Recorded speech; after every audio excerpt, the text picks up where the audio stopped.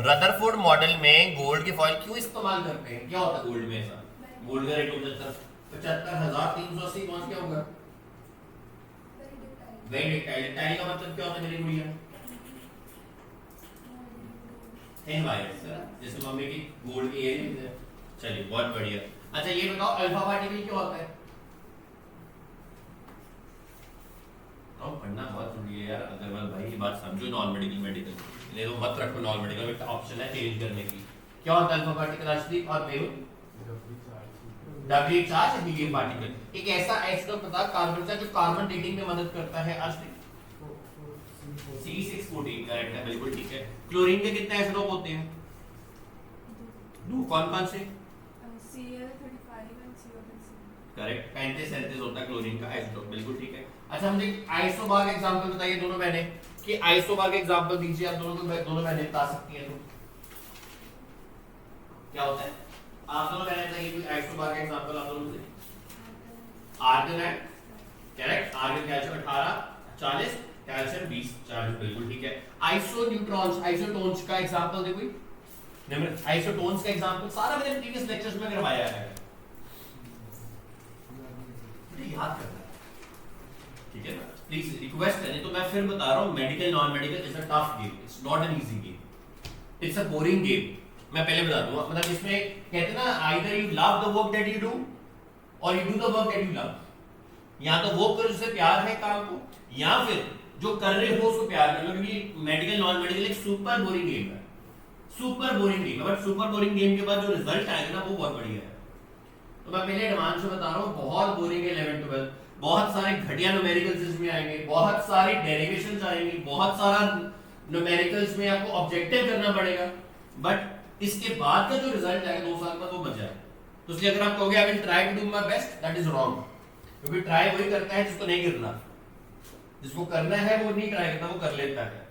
तो इसलिए या तो अभी भी आप नॉन मेडिकल मेडिकल से ड्रॉप आउट ले लो, कॉमर्स ह्यूमैनिटीज में शिफ्ट हो जाओ, बढ़िया है, या फिर पढ़ना स्टार्ट कर दो। मैं आपको बड़ा एक फ्रैंक स्टेटमेंट बता रहा हूँ, आप सारी 11th खराब करोगे, अपनी 12th खराब करोगे, मम्मी को मम्मी मेरे से नहीं होती मेडिकल नॉन मेडिकल, मुझे कॉमर्स आर्ट्स में शिफ्ट कर दो, क्योंकि इतनी सिंपल चीजें आप लर्न नहीं कर पा रहे कि आइसोबार का क्या होता है, आइसोटोन क्या होता है, आइसोन्यूट्रॉन। आगे तो भैया पीरियोडिक टेबल की जान खा ली आपकी, उसमें इतनी एक्सेप्शंस है कि आपको नाम भूल जा रहा है। कहीं वो इसका रिश्तेदार बन रहा है, वो डायगोनल रिलेशनशिप बना रहा है, उसका मेटालिक फैक्टर सेम हो रहा है, उसकी इलेक्ट्रोनेगेटिविटी बढ़ रही है, उसका आयनीय से पोटेंशियल बढ़ रहा है, क्या क्या हो रहा है पीरियोडिक टेबल में। केमिकल बॉन्डिंग जाओगे कोई स्ट्रक्चर भूल जानी है, स्टेट्स ऑफ मैटर में जाओगे उसमें गैस लॉस के न्यूमेरिकल्स पागल कर देते हैं, थर्मोडायनामिक्स में जाओगे इक्विलिब्रियम जाओगे पता नहीं क्या क्या होता है, तो आप तो वैसे ही छोड़ दोगे पढ़ाई।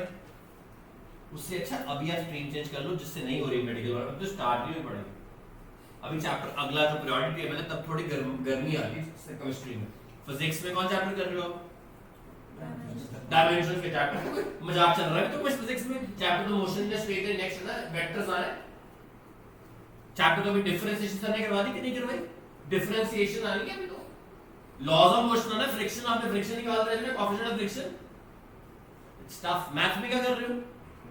मैथ्स चल रहा, मजाक चल रहा है अभी तो आगे बहुत मुश्किल परमुटेशन कॉम्बिनेशन वाला, इनवर्स ट्री वाला है, तो अभी नहीं पढ़ पा रहे तब कैसे पढ़ोगे? मैं कल रात को डिनर पे गया, वहां पे अभिषेक मेरे कजन्स बैठे हुए थे सारे, तो मेरे मदर फादर की कल 45th वेडिंग एनिवर्सरी, तो वी वेंट फॉर डिनर। तो मेरे ताया जी का बेटा है, बहुत इंटेलिजेंट है, बहुत बड़ा है उम्र में, मतलब I think he must be 45 47। तो मैं अपने एक भतीजे को समझा रहा था, तो एक मेरा कजिन का भाई है, उसको बताता था कि पढ़ ले, वो 12वीं में है, मेरे को पढ़ने से जिंदगी नहीं बनेगी। तो वो कहता नहीं, आई स्ट्रांगली डिसएग्री। 47 इयर्स वाले भैया कहते हैं स्ट्रांगली डिसएग्री विद विशाल, जो भी करो वो डेडिकेटेडली करो। मैंने कहा अगर एक बच्चा 10वीं 11वीं 12वीं लेवल में पढ़ नहीं सकता, मेहनत नहीं कर सकता, क्या वो कल को जॉब करेगा? कभी भी नहीं कर सकेगा। वो 2 महीने जॉब करेगा, मुझे जॉब नहीं करनी, मुझे कोई बिजनेस करवा दो, 2 महीने बिजनेस करेगा, मुझे ये बिजनेस करना, मुझे वो बिजनेस करवा दो, मन चंचल हो जाता है। तो कंसिस्टेंसी करनी पड़ेगी, रेगुलर पढ़ना पड़ेगा। आज मन नहीं करता है ना, अगर मुझे पता है आपका अकेला मन नहीं करता, मेरा भी कई बार मन नहीं करता क्लास में, सबका नहीं करता, बिकॉज कोई भी मुश्किल काम करना आपके लिए बहुत मुश्किल हो जाता है, बट उसको ओवरकम करना एक सबसे बड़ी आपकी स्ट्रगल की सक्सेस है। तो प्लीज यार रिक्वेस्ट है मेरे भाइयों और बहनों कि पढ़ना स्टार्ट कर दो। तैयार लाभ दी एटलीस्ट दिन में 1.5 घंटा फिजिक्स, 1.5 घंटा केमिस्ट्री, 1.5 घंटा बायोमैथ रिटन फॉर्मेट में बोल रहा हूं। स्कूल जाओ ना जाओ आपकी मर्जी है, बट 1.5 घंटा नहीं पढ़ोगे तो रिजल्ट नहीं आएगा। मैं फिर बोल रहा हूँ, क्योंकि आप में से ऐसा कोई 30 मार्क खाने की जिसका बहुत इंटेलेक्चुअल माइंड हो। आप सब हार्ड वर्कर समझना पड़ेगा, स्मार्ट वर्कर आप में से कोई भी नहीं है अभी। हाँ 3 महीने बाद कोई निकला तो पता नहीं। तो आप में से मुझे कोई ऐसा बच्चा नहीं नजर आया जो IIT एडवांस निकाल दे, एम्स दिल्ली की सीट निकाल दे, अभी नहीं है कोई आप में से। अभी सारे कोले हो, आपको हीरे बनाना पड़ना है। तो इसलिए प्लीज आपसे रिक्वेस्ट है बुलाके जयवीर गुरकीरत, दिन के कितने घंटे फिजिक्स? 1.5 घंटा। आज से केमिस्ट्री कितने घंटा? और मैथ्स बायो विषय 1.5 घंटा। किस में करना है? वीडियो देख के लैपटॉप पे। किस पे करना है? लिख के। जब आप लिख के कर लोगे तो आपको पता लगेगा तो सारे कॉन्सेप्ट्स आते हैं। नेक्स्ट ईयर क्लास में फटाक फटाक जवाब दोगे। ठीक है ना मेरे प्यारे बच्चों? अब मैं आपको इलेक्ट्रोमैग्नेटिक थ्योरी दोबारा करवाऊं जो मैंने नेक्स्ट क्लास करवाई कि आगे ले जाओ, मुझे समझ नहीं आ रहा। आप बताओ इलेक्ट्रोमैग्नेटिक थ्योरी क्या होती है? आ नहीं होता ना, या सुर थोड़ा लगा रहे हैं। हाँ, इलेक्ट्रोमैग्नेटिक थ्योरी क्या होती है? इलेक्ट्रिक फील्ड और मैग्नेटिक फील्ड परपेंडिकुलर होती है। इसके बारे में फीचर आप बताओ मुझे। डायरेक्शन और पोजीशन भी परपेंडिकुलर। एक और फीचर तो मेरी बच्ची, एक और फीचर बताइए इलेक्ट्रोमैग्नेटिक वेव थ्योरी का। इसने बताया वो दोनों आपस में परपेंडिकुलर, इसने बताया वो दोनों परपेंडिकुलर आपस में तो है, बट साथ ही साथ वो डायरेक्शन ऑफ प्रोपगेशन होते हैं परपेंडिकुलर। आप बताइए, आप बताइए, कुछ सोचना पड़ रहा है। मैकेनिकल वेव का ट्रांसवर्स उससे पहले आता है, वो वेव्स की कैटेगरी है। जानिश के फीचर बताओ मुझे इलेक्ट्रोमैग्नेटिक वेव का। लाइट के स्पीड से ट्रैवल करते हैं। Mehul, energy of the electromagnetic wave is directly proportional to the frequency. सबसे इंपॉर्टेंट पॉइंट है, energy of the electromagnetic wave is directly proportional to the frequency. करवाया था ना तुमने क्लास में? यस और नो? ये करवाया था। जरा फार्मूला देखिए मेरे साथ सारी class. E is directly proportional to V, किया सारी क्लास ने। Therefore E is equals to h mu, yes or no? किया था सारी क्लास ने। यहां से जो E है that is the energy of the electromagnetic radiation, energy of the electromagnetic radiation। और यहां से जो V है वो कौन है मेरे प्यारे बच्चों? फ्रीक्वेंसी है। यहां से ये h आता है, h हमने क्लास में करवाया था, प्लैंक्स कांस्टेंट है। यस और नो? ये प्लैंक्स कांस्टेंट है, और प्लैंक्स कांस्टेंट की मैंने आपको क्लास में वैल्यू लिखवाई थी 6.624 × 10⁻⁻34 जूल पर सेकंड होती है, या फिर 6.624 × 10⁻⁻27 अर्थ पर सेकंड है। यस और नो? ये h की वैल्यूज होती है, म्यू फ्रीक्वेंसी होती है। इसीलिए हम ये भी लिख देते हैं E is equals to h c/λ, क्योंकि फ्रीक्वेंसी c/λ। यहाँ पे जो लैम्डा है वो आपको पता होना चाहिए कौन था, मैंने सिखाया होगा क्या होता है।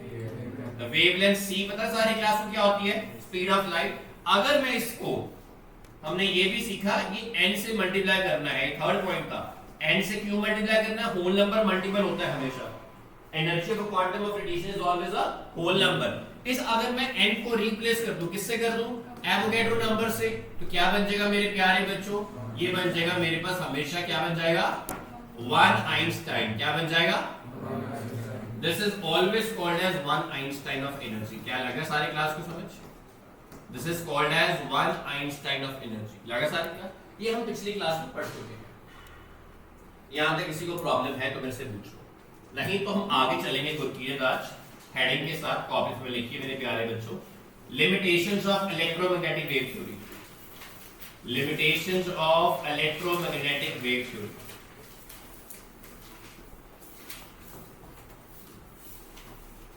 Limitations of electromagnetic wave theory. कहते हैं जी कुछ लिमिटेशंस है जो हमें करनी पड़ेंगी बेटा। पहली लिमिटेशन लिखिए, ब्लैक बॉडी रेडिएशन।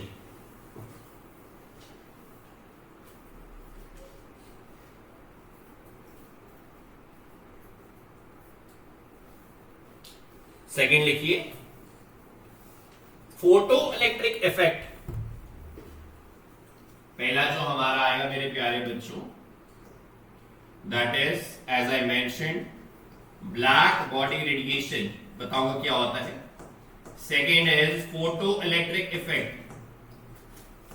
थर्ड मेरे प्यारे बच्चे लिखो, स्पेलिंग ठीक लिखने हैं, फोटो इलेक्ट्रिक इफेक्ट। थर्ड लिखिए मेरे प्यारे बच्चों, line spectrum of hydrogen atom. ये तीन ऐसे इफेक्ट है अनुभव जो हमारी इलेक्ट्रोमैग्नेटिक वेव थ्योरी एक्सप्लेन नहीं कर पाई।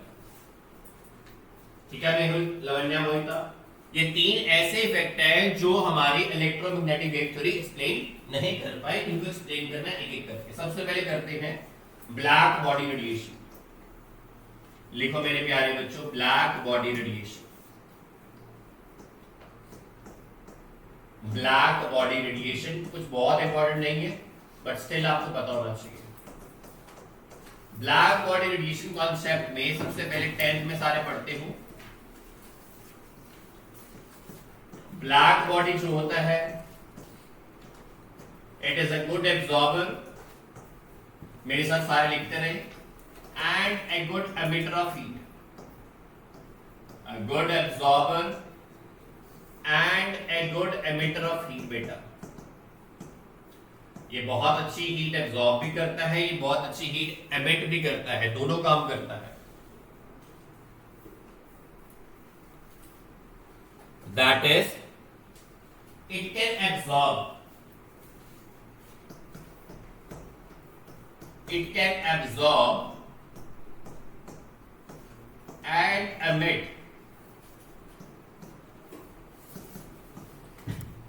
all kinds of radiations, all kinds of radiations. The radiation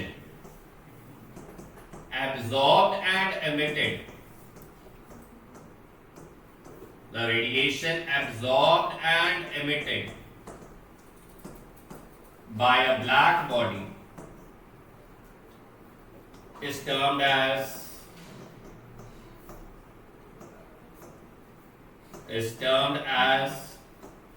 a black body radiation. उसको हम a black body radiation बोलते हैं। It is termed as a black body radiation, जो रेडिएशन ये emit करता है। Full stop. If metal of high melting point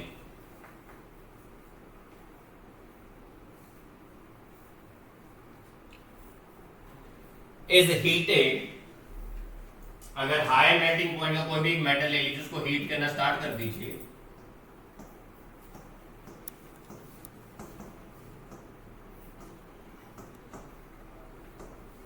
is heated, it first changes its color,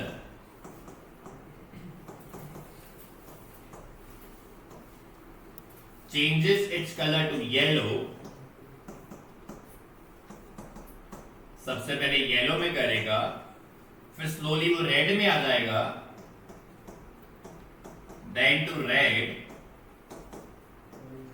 पहले yellow करता है, उसके बाद रेड कलर में आ जाता है मेरे प्यारे बच्चों, and then white light.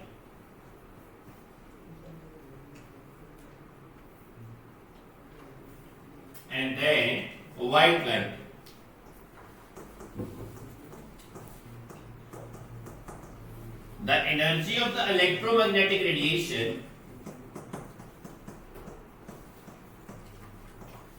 the energy of the electromagnetic radiation is directly proportional। ये थोड़ा बोरिंग टॉपिक है आज, बट थोड़ा डेफिनेशंस करनी पड़ेंगी हमें। is directly proportional to the intensity, is directly proportional to the intensity of the radiation।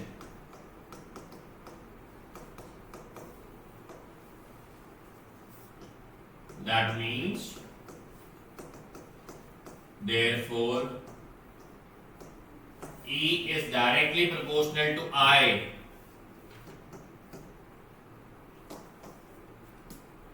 Dolly, I'm teaching you. Need something? Please WhatsApp me. Thank you. Now I is the intensity and E is, मेरे प्यारे बच्चों, remember as I mentioned, the energy of the radiation, the energy of the incident radiation. Also we have done, हमने ये भी किया हुआ है पिछली क्लासेस में, also I is directly proportional to A का square. What is A here? A is the amplitude of radiation. A is the amplitude of radiation.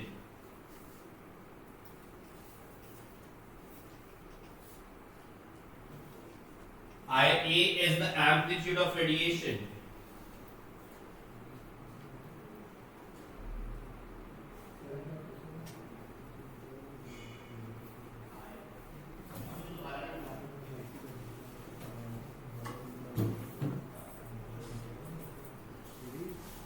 Done, everyone? So A is the amplitude of radiation. I, as I mentioned, intensity of the radiation. Correct है सारी class? Therefore,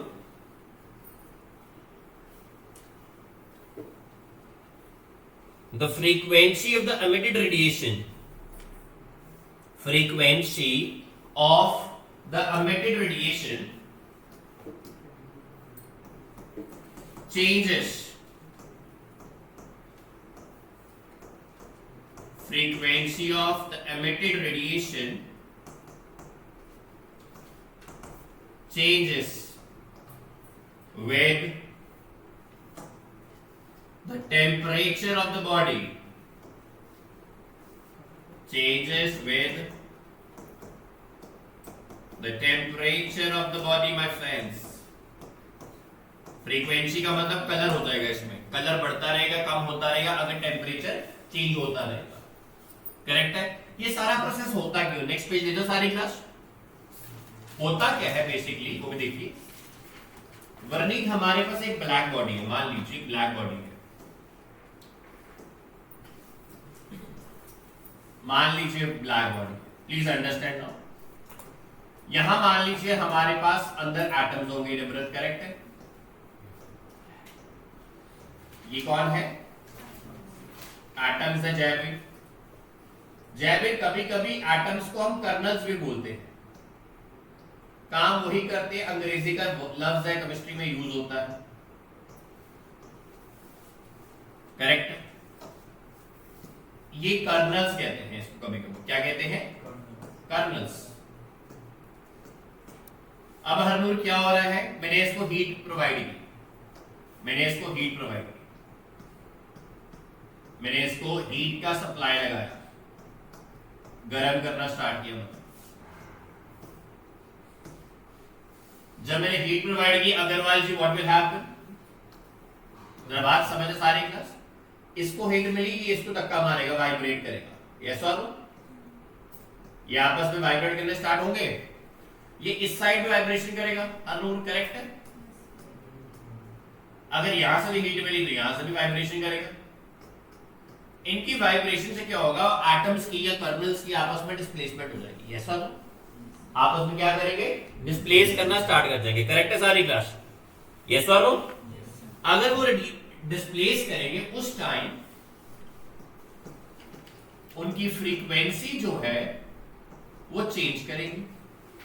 अगर frequency change करेगी तो colour change करेगा, और अगर colour change करेगा, इसीलिए हमने कहा था सबसे पहले हीट करने में कौन सा कलर मिलेगा?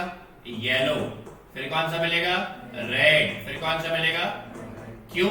क्योंकि टेम्परेचर का जो रिसोर्सेज है, जो टेम्परेचर है वो वैसे वैसे इंक्रीज करी जाएगी. तो रिपीट कर रहा हूं बेटा सारी क्लास को. ब्लैक बॉडी रेडिएशन क्या है? ब्लैक बॉडी जो होती है गुड एब्जॉर्बर है, प्लीज अंडरस्टैंड कर लो, और गुड एमिटर है. करेक्ट है अग्रवाल जी? मतलब ये सारे तरह की एब्जॉर्ब कर सकता है, सारे तरह की एमिट कर सकता है रेडिएशन. जो भी रेडिएशन ब्लैक बॉडी एमिट करेगा या एब्जॉर्ब करेगा, उस रेडिएशन को हम क्या कह देंगे? Black body radiation. मैंने एग्जांपल लिया, एक मेटल है, उसका हाई मेल्टिंग पॉइंट है, उसको मैंने क्या किया, गर्म करना स्टार्ट किया। कलर ऑब्जर्वेशन पहले क्या है, सबसे पहले वो किसमें चेंज करेगा, येलो में, सेकंड किसमें चेंज करेगा, रेड में, थर्ड किसमें करेगा, व्हाइट में। कारण मैंने अब बताया इसका आगे, कारण क्या है, जैसे जैसे उसका टेंपरेचर चेंज करेगा क्या होगा, फ्रीक्वेंसी चेंज होगी, फ्रीक्वेंसी चेंज होने से क्या हो जाएगा, कलर चेंज। अब क्यों करेगा, क्योंकि एटम आपस में क्या करेंगे, वाइब्रेट करेंगे, कण आपस में क्या करेंगे, वाइब्रेट करेंगे। अगर वाइब्रेट करेंगे तो उनकी डिस्प्लेसमेंट होगी, डिस्प्लेसमेंट से फ्रीक्वेंसी बढ़ेगी। हमने ये भी पढ़ा, जो एनर्जी होती है इलेक्ट्रोमैग्नेटिक वेव रेडिएशन से, वो किसकी डायरेक्टली प्रोपोर्शनल होती है, इंटेंसिटी। और इंटेंसिटी किसकी उस दिन किया ना, डायरेक्टली प्रोपोर्शनल किसकी होती है, एम्पलीट्यूड। इसलिए जो फ्रीक्वेंसी होती है वो किससे डायरेक्टली प्रोपोर्शनल होती है, टेंपरेचर के। लगा सारी क्लास को समझ? एनीवन अ प्रॉब्लम टिल है, किसी को याद है प्रॉब्लम? हां जी अग्रवाल बेटा। सर नोट्स में लिखा पहले रेड कलर आएगा फिर येलो में पढ़े। दैट्स थ्योरेटिकल, आप कुछ भी लिख सकते हो, पहले व्हाइट लिख लो, दैट इज थ्योरेटिकल, ठीक है, वो थ्योरेटिकल एक एग्जांपल है, यहां तक तो प्रॉब्लम। नेक्स्ट हम पहले समझ लेते हैं फिर लिखते हैं। नेक्स्ट हमारा टॉपिक आएगा बेटा स्पेक्ट्रम। सारी क्लास को स्पेक्ट्रम पता है क्या होता है, 10th में पढ़ा है, फिर भी बढ़ा दो। अर्शदीप क्या होता है स्पेक्ट्रम, बेटे आ जा। अर्शदीप एक प्रिज्म होता है, ट्रायंगुलर प्रिज्म है, सारे ध्यान से देखना। इसमें हमने व्हाइट लाइट डाली, कौन सी लाइट डाली हमने Nimrat, this is white light. White light जो हम देख पा रहे हैं, ये एंगल ऑफ इंसिडेंस, ये जब रिफ्रैक्ट करेगा, ये जो रिफ्रैक्टेड रे होती है is always parallel to the base of the prism. तो फिजिक्स का पहला रूल क्या बोला मैंने, द रिफ्रैक्टेड रे, फिजिक्स का पहला रूल है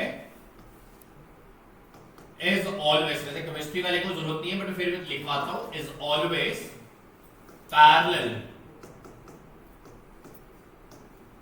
to the base of prism. क्या ये बात लगती है सारी क्लास को समझ? मुझे जरूरत नहीं है बट मुझे पता आईआईटी में काम आएगी, नीट में काम आएगी। तो ये वाली रे इसके और क्या होती है, पैरेलल। अब रे वापस बाहर आएगी, बाहर निकलना स्टार्ट करेंगे, एक यहां एक्सट्रीम में जाएगी, एक यहां एक्सट्रीम में जाएगी। करेक्ट है सारी क्लास? यहां तक करेक्ट है सारी क्लास? ऊपर जो जाएगी मेरे प्यारे बच्चों, या नीचे जो आती है वो कौन सी होती है, ऊपर जो आती है रेड, करेक्ट है। तो इसमें 7, इसमें इंडिगो भी आएगा, इसमें ब्लू भी आएगा, इसमें ग्रीन भी आएगा, इसमें येलो भी आएगा, वेब जी आएगा, right, yellow and then orange, correct है। यहां पे जो बैंड बनेगा मेरे प्यारे बच्चों, ये जो बैंड बनेगा, ये जो बैंड बना, नजर आ रहा है सारी क्लास को बैंड, पिंक कलर का जो ये बैंड बन रहा है, दिस बैंड ऑफ कलर्स, ध्यान से बात समझनी है, this band of colours obtained after the dispersion of light। अब डिस्पर्शन जिसको नहीं पता वो भी लिखवा देता हूं, आफ्टर द डिस्पर्शन, डिस्पर्शन का मतलब होता है मेरे प्यारे बच्चों splitting of white light, splitting of white light into 7 colours, splitting of white light into 7 colours. So this band of colors which is obtained at dispersion of light is called as spectrum। Correct है सारी class?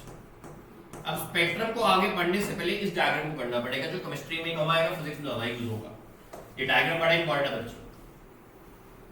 कैसे important, Supreet का ध्यान से देखना। सुप्रीत की कौन है हमारा, सारे बोलो, प्रिज्म। प्रिज्म में अभिषेक फिजिक्स कहती है, क्योंकि फिजिक्स में आ सकता है, तो मैं आपको आईआईटी के प्रिपरेशन करवा रहा हूं। एंगल ए होता है, जो आईसीसी पढ़े है उन्होंने रिफ्रैक्शन चैप्टर में पढ़ा था 10th में। एंगल ए को हरलीन क्या कहते हैं, ये हरलून क्या कहते हैं एंगल ए को, एंगल ऑफ प्रिज्म। क्या कहते हैं, एंगल ऑफ प्रिज्म। यहां पे लाइट डाल दीजिए, 7 कलर्स, व्हाइट लाइट। गरिमा जब आपने व्हाइट लाइट डाली ये पैरेलल हो गया, इसके पैरेलल हो गया, बेस ऑफ प्रिज्म पे। गुलाटी जी आपकी यॉनिक के साथ नीचे आ गई वेबुलर लाइन, है ना मेरा भाई, और ऊपर कौन सी आ गई, ऊपर वायलेट कर लो यार, कोई दिक्कत नहीं, जहां पे भी आपको ऑर्डर होगा फिजिक्स का, ये वायलेट ये नहीं, चलो भाई के अकॉर्डिंग। अब नेक्स्ट पॉइंट हमारा वायलेट के बाद इंडिगो, इंडिगो के बाद ब्लू के बाद ग्रीन के बाद येलो के बाद। जो पॉइंट लर्निंग का है जैविक में सबसे इंपॉर्टेंट ये मेरा पॉइंट लर्निंग का जो मैं समझाना चाहता हूं कि बच्चों को, this band of 7 colours is called as spectrum. अब दो बातें हैं, ऊपर नीचे का लर्न कैसे कर लो, रट्टा मत मारना। कहते हैं रेड कलर एम्बुलेंस पर लाल रंग की होती है, क्यों होती है अभिषेक, पता है क्यों होता है एम्बुलेंस पर लाल रंग? यस, वो क्या वो दूर से नजर आता है, भाई ने करेक्ट बोला, क्या होता है दूर से ही कलर नजर आता है। वो पिक्चर आई जिंदगी ना मिलेगी दोबारा, देखिए सारे क्लास है, टोमाटिनो फेस्टिवल देखना। टोमाटिनो फेस्टिवल में क्या होता है, जो हमारे बफेलोज होते हैं, मेल बफेलोज, अगर वो लाल रंग को देख ले तो वो हाइपर एक्टिव आपको मार देंगे, तो दूर से दिखा देते हैं रेड कलर, भाई बिकॉज रेड कलर की मैक्सिमम वेवलेंथ होती है, क्या होती है, ये फिजिक्स का बात है, बट इसकी मिनिमम फ्रीक्वेंसी होती है। कैसे सर, क्या रिश्ता लगा रहे हो, frequency is equal to c upon lambda. तो फ्रीक्वेंसी और वेवलेंथ ऑपोजिट है, फ्रीक्वेंसी और वेवलेंथ इनवर्सली प्रोपोर्शनल है, इसलिए अगर इसकी मैक्सिमम वेवलेंथ तो मिनिमम क्या होगी, फ्रीक्वेंसी। अगर मैं वायलेट की बात करूं, आसमान कौन से रंग का है, हनी सिंह भी कहता है पिक्चर के अंदर, क्या कहता है, आसमान नीले नीले रंग का है, क्योंकि नीले रंग की मिनिमम वेवलेंथ है और इसकी मैक्सिमम फ्रीक्वेंसी है। ये बात समझनी है भी आपको, ठीक है गुरकीरत? तो याद रखना है जब भी विबग्योर होगा मेरे प्यारे बच्चे, उसमें क्या होगा, मिनिमम फ्रीक्वेंसी किसकी होगी, सारे बोलो, मिनिमम फ्रीक्वेंसी किसकी होगी, रेड कलर की। मैक्सिमम फ्रीक्वेंसी आपको नहीं लर्न करना मत करो, आप वेवलेंथ लर्न कर लो। मैक्सिमम वेवलेंथ किसकी होगी, रेड, मिनिमम वेवलेंथ, और उल्टा कर दो आपका आंसर बन जाएगा। लगा सारी क्लास में समझ, दिस इज वेरी इंपॉर्टेंट। तो अब यहां से ऊपर जो आप हाई वेवलेंथ लो वेवलेंथ आप उसके अकॉर्डिंग कर लोगे। श्योर है सारी क्लास?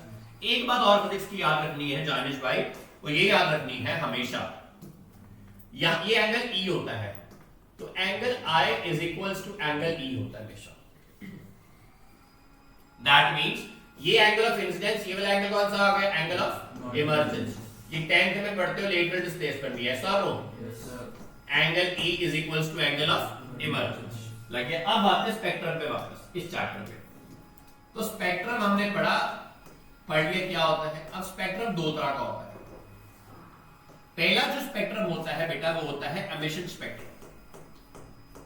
कौन सा स्पेक्ट्रम होता है, एमिशन स्पेक्ट्रम। जो दूसरा स्पेक्ट्रम होता है हरनूर, वो होता है एब्जॉर्प्शन गुरकीरत स्पेक्ट्रम।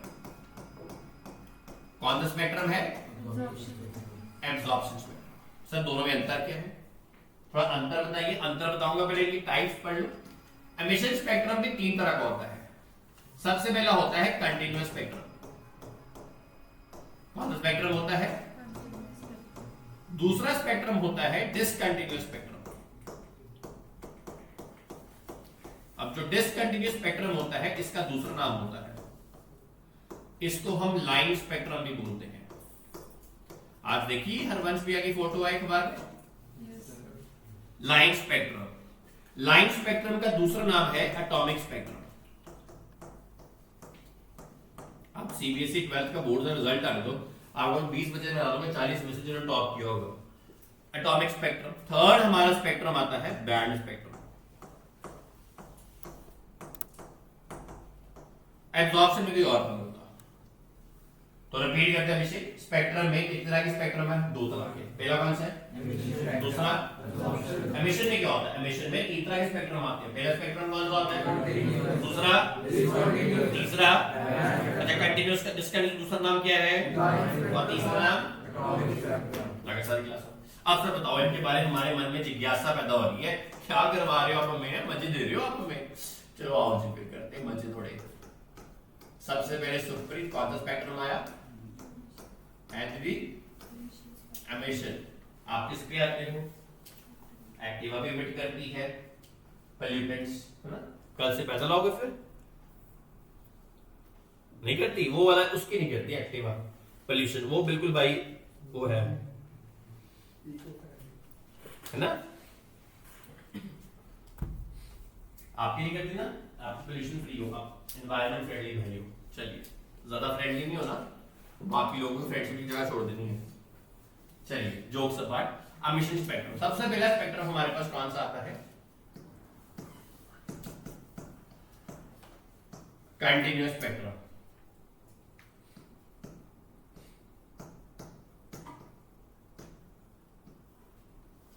अब क्या होता है? मजेदार चीज है इसमें, जैबिर भाई मजा आएगा, आइए मजा लेते हैं थोड़ा।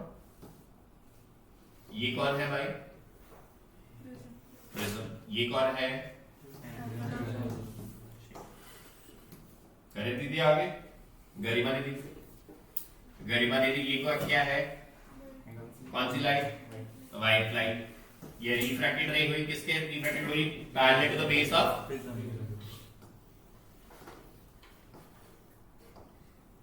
बेटा अगर कोई गलत हो तो जैबिर को आगे कल पकड़ना।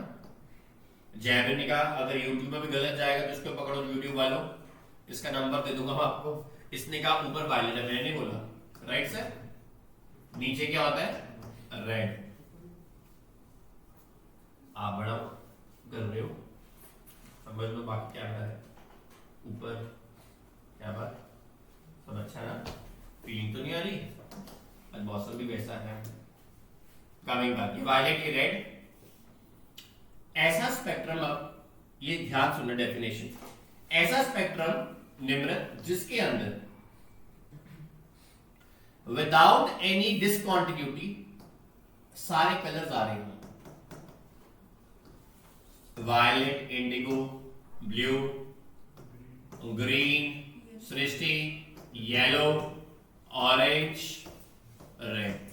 क्या सृष्टि इसमें कोई गैप है? लवदीप मतलब ये ऐसा है कि ये जा रहा है, अच्छा थोड़ा देर रुक जाओ, फिर दूसरे डालते हैं, फिर दूसरे के बाद तीसरा है नहीं, चौथा जा रहा है, ऐसा कुछ हुआ नहीं? हमेशा ये सारे कंटिन्यूस चल रहे हैं। ऐसे स्पेक्ट्रम को जहां पे without any continuity, without any discontinuity lines obtain हो, है ना निमृत भाई? विदाउट एनी डिसकंटिन्यूटी क्या हो? विदाउट एनी ब्रेक, डिसकंटिन्यूटी, सारा स्पेक्ट्रम ऑब्टेन हो जाए, उस स्पेक्ट्रम को हम क्या कहते हैं?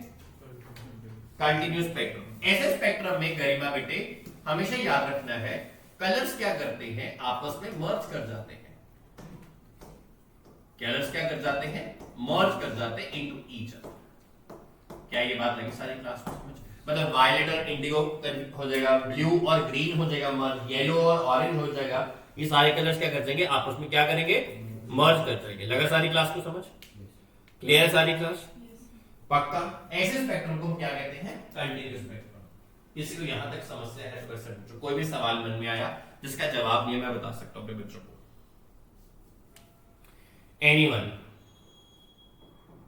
anyone having a question I can help you बेटा। लगे सारी क्लास? यस। एमिशन स्पेक्ट्रम होता है जिसमें एमिट हो रही है रेडिएशन, बाहर निकलती है। एब्जॉर्प्शन होगा जो अंदर ले रहा है, एब्जॉर्ब कर रहा है। तो स्पेक्ट्रम दो तरह का है। पहला स्पेक्ट्रम कौन सा है? दूसरा एमिशन स्पेक्ट्रम में एमिट करता है रेडिएशन, बाहर निकलता है, बट दूसरे वाले में एब्जॉर्प्शन नहीं, अंदर का। एमिशन स्पेक्ट्रम के तीन ब्रांचेस है। पहला स्पेक्ट्रम ब्रांच कौन सी है? कंटीन्यूअस। कंटीन्यूअस में हमेशा याद रख लो, हमेशा ऐसा होता है कि सारी जो रेडिएशन निकल रही है वो सारी कंटीन्यूअस निकलेगी। इनफैक्ट आपस में कुछ मर्ज भी कर जाएंगी और एक प्रॉपर हमें नया स्पेक्ट्रम बना है। ठीक है? सेकंड हमारा एग्जांपल आता है बच्चों discontinuous spectrum.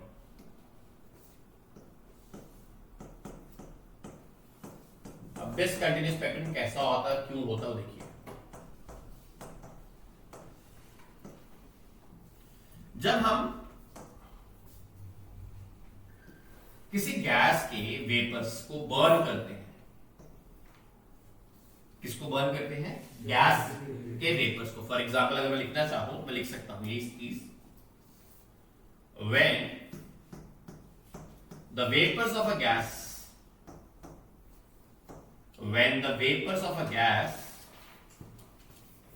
are burned or heated in a strong electric arc, अगर इलेक्ट्रिक आर्क नहीं तो एक बंसन फ्लेम होता है केमिस्ट्री की लैब्स में, आपको किस दिन मैं भी दिखाऊंगा। और बंसन फ्लेम मतलब एक डिवाइस है जहां पे हीट करते हो। Then discontinuous spectrum is obtained,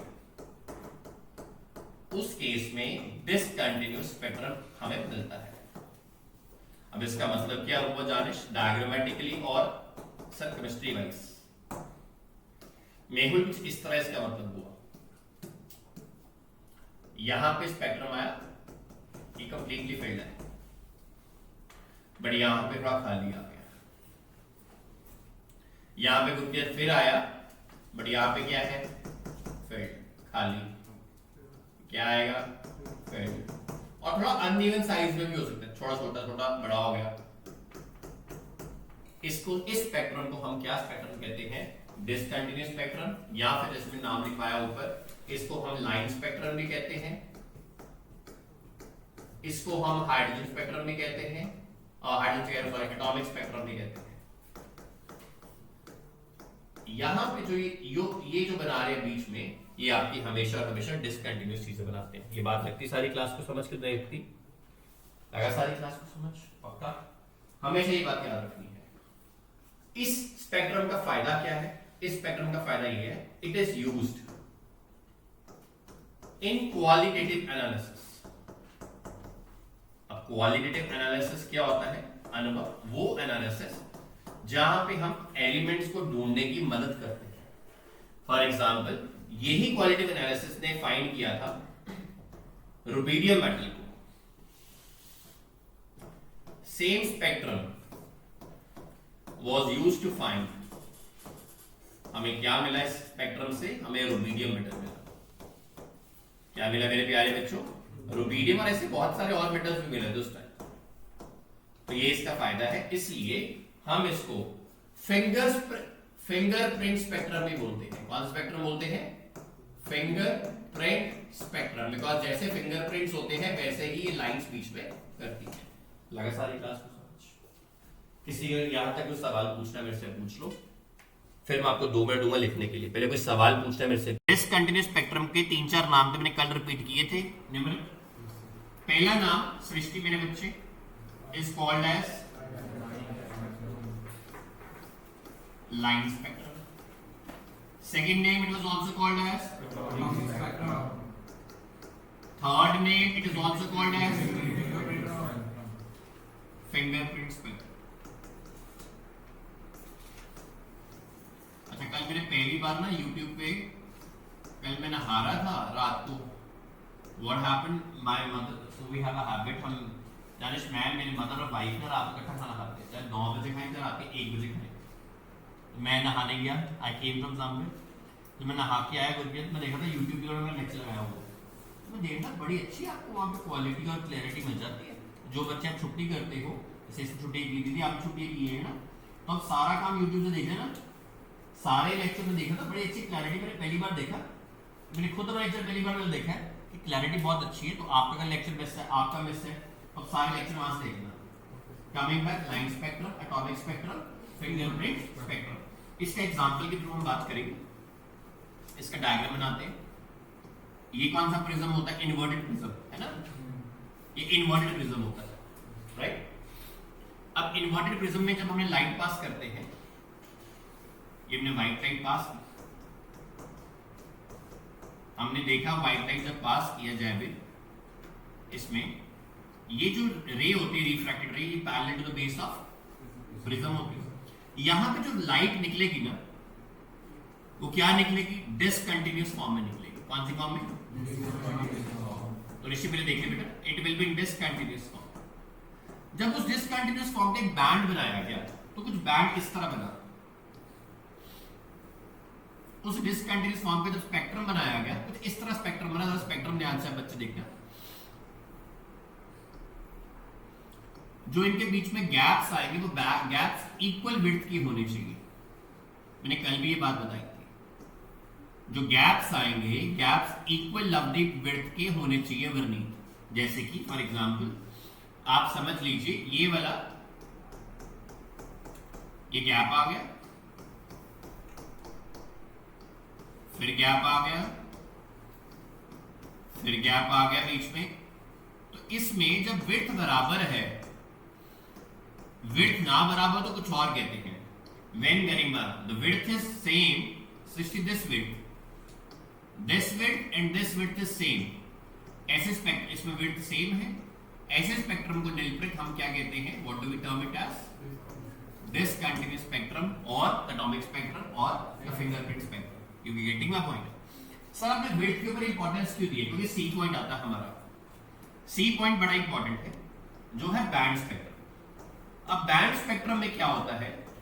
her band spectrum के अंदर हमारे पास दोबारा स्पेक्ट्रम बनेगा, दोबारा विड्थ बनती है। अब यहां पे जरा आप ऑब्जर्व करना बड़े ध्यान से,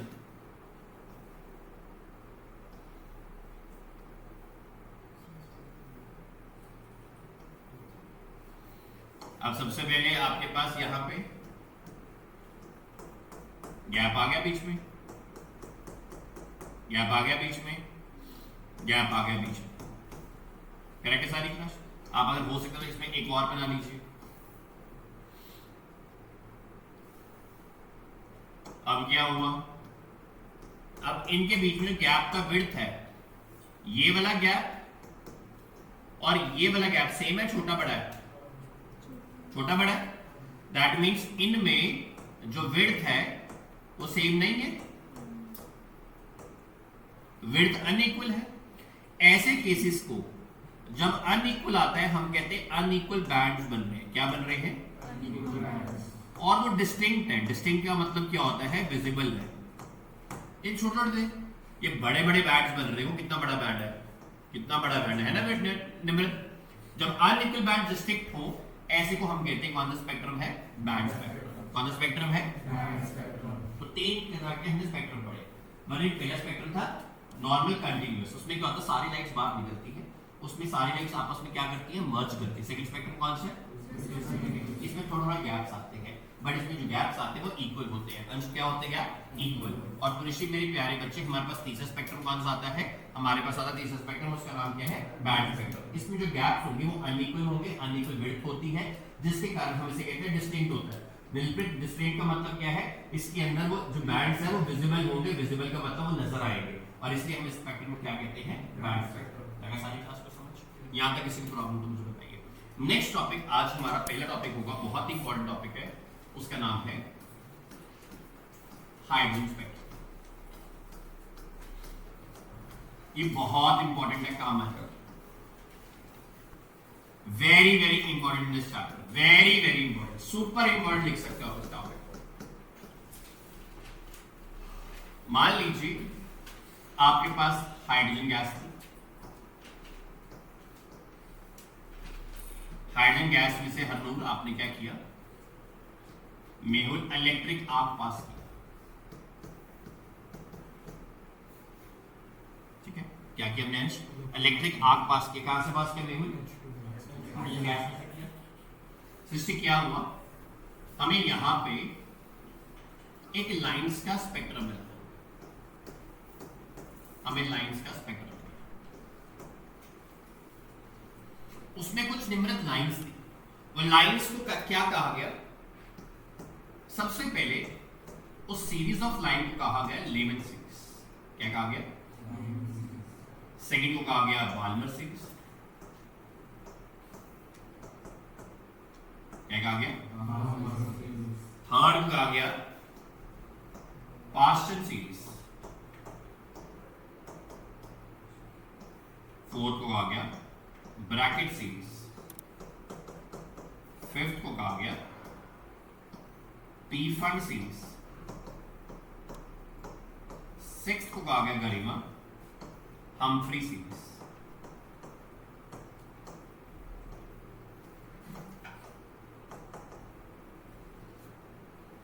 लाइमन सीरीज को क्योंकि मैंने कहा नंबर 1 दिया गया, इसको n1 दिया गया, n2, n3, n4, n5 और n क्या आ गया 6। अर्जेंट इसको जो साइंटिस्ट ने फाइंड किया वो साइंटिस्ट के पीछे नाम दिया गया। इस साइंटिस्ट का नाम क्या था लेमैन, इस साइंटिस्ट का नाम क्या था बाल्मर, इस साइंटिस्ट का नाम पास्चर, इस साइंटिस्ट का नाम ब्रैकेट, इस साइंटिस्ट का नाम पीफर्ड, उस साइंटिस्ट का नाम हम्फ्री। लगा सारी क्लास को समझ? ये सर ये साइंटिस्ट थे, करेक्ट है। अब इनके कुछ रीजन्स थे, रीजन्स का मतलब होता है जहां पे ये पाई जाती है। ये वाले पाए गए यूवी रीजन में। यूवी क्या होता है? अल्ट्रावायलेट रीजन, अल्ट्रावायलेट रीजन में पाए गए। ये वाले कहां पाए गए? हमेशा विजिबल लाइट जो आपको नजर आती है व्हाइट लाइट, उसमें पाए गए। ये वाले इंफ्रारेड रीजन में पाए गए, ये भी इंफ्रारेड रीजन में पाए गए, और मेरे प्यारे बच्चों ये वाले फार इंफ्रारेड रीजन में पाए गए। तो ये बात है सारी क्लास में। ये पहली वाली लाइन कहां पाएगी? यूवी में। दूसरी वाली कहां पाएगी?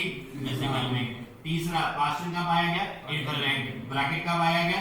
इंफ्रारेड। टीफर्ड और हम्फ्री कहां पाया गया? करेक्ट है। अब किसी ने कहा अब इससे करोगे क्या हार्ड स्पेक्ट्रम से? उसने कहा हम यहां पे एक फॉर्मूला निकालेंगे, उस फॉर्मूले कहते हैं राइडरबर्ग रिट्ज फॉर्मूला। राइडरबर्ग रिट्ज फॉर्मूला, इस फॉर्मूले की मदद से मैं वेवलेंथ निकालूंगा। कैसे? मैं वेव नंबर को यूज करूंगा। Wave number is equals to 1 upon lambda. ये हुआ सारी क्लास में। वेवलेंथ क्या होता है? c upon lambda. c is equals to mu lambda होता है सारी क्लास। यस और नो? रेसिप्रोकल कर दो, c upon mu is lambda, reciprocal कर दीजिए, क्या बन जाएगा? Is equal to mu upon c which is equals to numerator r z square 1 upon n1 square minus 1 upon n2 square. यहां पे सारी क्लास को जो नहीं पता वो बताऊंगा। पहले वेव, ये नहीं पता होता, this is wave number. Yes और no? Srishti this is wavelength. Abhishek छुट्टी पे आज। This is frequency. आर यहां पे राइडरबर्ग कांस्टेंट है। R is the Rydberg constant whose value is 109,678 centimeter minus 1. ये constant की value है fixed. Z is the atomic number. N1 and N2 are the series of spectral lines. इसकी series है spectrum. लगा सारी class को? ठीक है। इसका फायदा क्या आता है? फॉर एग्जाम्पल आपको कहा गया एक पेपर में, सुप्रीत एक इंसिडेंट रेडिएशन थी, वो बाल्मर से हम्फ्री में ट्रैवल कर रही है। कहां से कहां ट्रैवल कर रही है? बाल्मर से हम्फ्री ट्रैवल कर रही है, और वो हाइड्रोजन एटम की रेडिएशन है। अब इसकी वेवलेंथ निकालनी है। क्या करूंगा अर्शदीप? सबसे पहले हमें फॉर्मूला पता है, wave number is equals to 1 upon lambda is equals to r z square 1 upon n1 square minus 1 upon n1 square minus 1 upon n1 and n2 are the series number. हाँ जी, 1 upon lambda, r की value 109,678। सारे बोलो 109,678 centimetre minus 1 into hydrogen atom का आ गया तो Z1 होता है मेरे प्यारे बच्चों। बाल्मर का N1 चेक करिए कितना है, बाल्मर कितना है, हम्फ्री कितना है 6, 1/2 का स्क्वायर माइनस 1/6 का स्क्वायर। अब क्या हो गया जानेश, 1/λ इज इक्वल्स टू 109,678, 1 का 1 रहेगा 1/4 माइनस 1/1/λ 109,678, 36 का 4 का LCM 36, 9 minus 1 1/λ 109,678, 8/36, 4 2s are 4 9s are, therefore lambda is equals to 9/2 into 109,678 centimetre. क्या लगा सारी क्लास को समझ, क्या लगा सारी क्लास को समझ? यहां तक बिना लिखे कोई सवाल पूछना है मेरे से please, you are most welcome. Sir मुझे बताओ क्यों, कैसे, हेलो, हाय। अभी लिखना किसी ने नहीं है सर, अब पूछना है मेरे से पूछिए। Anyone who wants to ask, yes Mehul बेटा। Z हमेशा आपको लर्न करना पड़ेगा कि एटॉमिक नंबर 1 to 30, हाइड्रोजन से हमेशा जिंक तक, hydrogen is 1, zinc is 30। Yes Varneet, you have a doubt please, बोलो बेटा। सीरीज वाला दोबारा। तो बेसिकली टॉपिक था हाइड्रोजन स्पेक्ट्रम। हाइड्रोजन स्पेक्ट्रम में क्या हुआ, हमारे पास एक हाइड्रोजन एटम है, उसमें से मैंने इलेक्ट्रिक आर्क पास की। जो मैंने इलेक्ट्रिक आर्क डाली, इलेक्ट्रिक आर्क समझते हो ना, जैसे आपने शायद अपने घरों के पास देखा हो, ऑक्सीजन में सिलेंडर आते हैं, उससे वेल्डिंग करते हैं ऑक्सी एसिटिलाइन फ्लेम से, तो नीले रंग की गैस निकलती है, उससे हमने किया। तो उसमें देखा बहुत सारी सीरीज निकल रही है, सीरीज को चेक किया, डिटेक्ट किया साइंटिस्ट ने। पहली सीरीज निकली हमारे पास कौन सी, लेमन सीरीज। कौन सी सीरीज निकली, n = 1। किससे ढूंढी थी, लेमन ने ढूंढी थी, कौन से रीजन में, अल्ट्रावायलेट रीजन। दूसरा कौन सा, बाल्मर सीरीज, n = 2। कहां पे, ये सारी बाल्मर सीरीज हो रही है जो अभी हो रही है। कौन सीरीज हो रही है, Balmer series, right. Visible light के अंदर था n2 होता। थर्ड कौन सा है हमारे पास, पास्टल। फोर्थ कौन सा, ब्रैकेट। फिफ्थ कौन सा है, सिक्स्थ कौन सा है, सबसे पहले second, third, fourth, fifth, sixth, number 1, number 2, number 3, number 4, number 5, number 6। सारी क्लास हो। अब इसका फिर हमने फॉर्मूला बना लिया। ये पहला वाला यूवी में होता है, दूसरा वाला विजिबल लाइट में होता है, अगले दो इंफ्रारेड में होते हैं, उसके अगले दो फार इंफ्रारेड में होते हैं। पहला वाला कौन होता है, यूवी, दूसरा वाला तीसरा वाला इंफ्रारेड, चौथा वाला वेरी इंफ्रारेड। लगा सारी क्लास में, सिंपल काम है। फॉर्मूला V बार, V बार कौन है भाई, क्या हुआ, याद आ रही किसी? कभी ऐसे कर रहा है, कभी ऐसे कर रहा है, कि मेरी त्वचा कोई हाथ लगाए, बड़ी फीलिंग से लेके पढ़ रहा है। सब ठीक है ना, चलिए बटन बंद कर बैठ दो, तो फीलिंग तो वैसे में आती है। सलाह मेरा पुत्र, तुझे बटू हुई है बड़ी हैप्पी फीलिंग। चला मेरा पुत्र, formula wave number is equal to 1/, wave number is equal to 1/, is equal to mu upon mu कौन है जी, माउस, फ्रीक्वेंसी, फ्रीक्वेंसी कौन सी, इज इक्वल्स टू, फॉर्मूला क्या है, r into z square 1/n1 square minus 1/n2 square। Formula क्या है, r z square 1/n1 minus 1/n2 square, r z square 1/n1 minus 1/n2 square। r कौन है सारी class, राइडरबर्ग constant value कितनी है, 109,678 centimetre minus 1। z atomic number n1 n2 यहां से निकला है। करेक्ट है सारी क्लास। सर बहुत इजी लग रहा है मुझे यार, इतना इजी भी नहीं है। अब हरून आ गया हमारा नेक्स्ट टॉपिक। इसी में सर सीरीज लिमिट क्या होता है, मैंने वर्ड पढ़ा कहीं पे, आपने करवाया नहीं क्लास में, कंपटीशन का काम। सीरीज लिमिट क्या होता है, तो क्या होता है, जो आप इसे पढ़ने वाले बच्चे होते हैं ना, वो क्या करते हैं, किसी टीचर के नोट्स देखेंगे दिल्ली के, बॉम्बे में, सीरीज लिमिट करवा दिया आपने, नहीं करवाया, इसलिए करवाया, किताबों में नहीं है, but you should know. Series limit होता है जब n टू इनफिनिटी होता है। n टू क्या होता है, इनफिनिटी, वो सीरीज लिमिट कहते हैं। जैसे कि फॉर्मूला क्या बन गया, फॉर्मूला था बनी since v bar 1/λ mu upon c is equals to r z square 1/n1 square minus 1/n2 square. Now n2 is how much, therefore v bar is equals to 1 upon lambda v upon c is equal to r z square 1 upon n1 square minus 1 upon n2 कितना हो गया infinity का square v bar 1 upon lambda v upon c r z square 1 upon infinity का square हमेशा बेटा क्या होता है 0। याद रख लीजिए 1 अपॉन इन्फिनिटी मैथ्स कहता है हमेशा क्या होता है 0। लगा सारी क्लास को समझ पक्का। Yes. तो ये वाली जो वेवलेंथ निकलेगी ना आपकी, क्योंकि सीरीज लिमिट है इसमें हमेशा मिनिमम वेवलेंथ होती है बट इसमें मैक्सिमम एनर्जी होती है। दोबारा बोलो सर मेरे साथ समझ नहीं आया मुझे। इसमें कितनी वेवलेंथ होती है मिनिमम एनर्जी बट वेवलेंथ क्या एनर्जी क्या होती है सर क्यों सर घर का राज नहीं बेटा, क्योंकि विशाल सर ने प्लैंक क्वांटम थ्योरी पढ़ाई थी E is equal to h mu and h c upon lambda।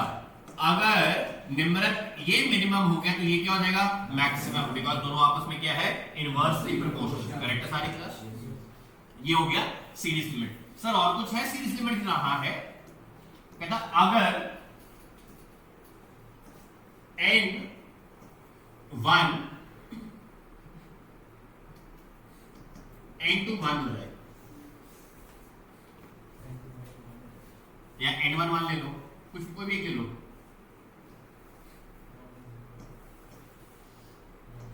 उस केस में लाइन ऑफ लॉन्गेस्ट वेवलेंथ मिलती है एंड मिनिमम एनर्जी मिलती है। ठीक है, क्या बन गया फॉर्मूला? अब फॉर्मूला गरिमा क्या बन गया? v bar is equals to 1 upon lambda mu upon c r z square 1 upon 1 का स्क्वायर माइनस 1 अपॉन n2 का स्क्वायर। करेक्ट है सारी क्लास। अब यहां क्या बन गया 1 upon lambda is equal to mu upon c is equals to r into z square 1 minus 1 upon n2 का स्क्वायर। लगा सारी क्लास को समझ? कुछ लोग n1 को नहीं लेते, कुछ लोग n2 को मान लेते हैं। अगर मैं n2 को लूं मैं हूं यहां पे तो यहां पे यही आ जाएगा, तो आप ये अपनी मर्जी जिसको मर्जी ले लीजिए।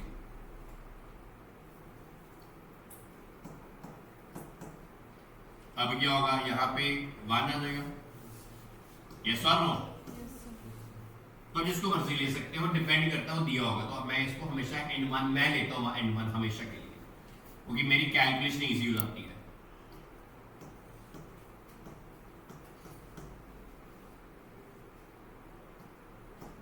लगा सारी क्लास को समझ? इसको हम क्या कहते हैं? लाइन ऑफ लॉन्गेस्ट वेवलेंथ या फिर मिनिमम एनर्जी। लगा सारी क्लास को समझ? नहीं लगा मैं दोबारा क्लास से करूंगा। एक इसमें एस्पेक्ट और आता है जब हम न्यूमेरिकल्स निकालोगे, वो एस्पेक्ट आता है अगर आपको काउंटिंग करनी लाइंस की, counting of the lines in the spectrum, आप कैसे कर सकते हैं? उसका फॉर्मूला क्या फॉर्मूला है? बहुत सिंपल फॉर्मूला है। Count the lines in spectrum का फॉर्मूला है n2 minus n1 n2 minus n1 plus 1 upon 2। Formula क्या है? n2 minus n1 फिर n2 minus n1 plus 1 upon 2। ठीक है, सबके घर में नील कट है, नंबर दाम दे देना। ठीक है, फॉर्मूला क्या है?